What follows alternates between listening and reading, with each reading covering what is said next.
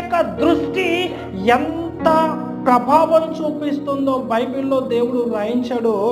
సమూయేలు రాసినటువంటి మొదటి గ్రంథము 18వ అధ్యాయము 9వ వచనం చదవండి ప్రియులారా.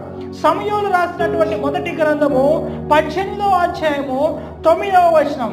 ఇక్కడ ఒక రాజుగారి యొక్క దృష్టి ఏమండి ఒక ప్రవక్త మీద పడడం జరుగుతుంది. అంటే రాజుగారి యొక్క దృష్టి ఒక ప్రవక్త మీద పడడం జరుగుతుంది.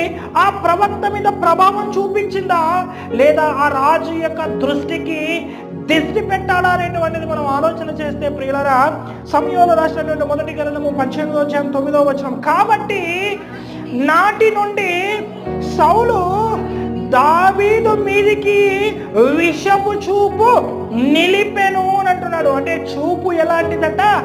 విషముతో కూడుకున్నటువంటిదట. ఇంతవరకు మనకు తెలిసినటువంటిది.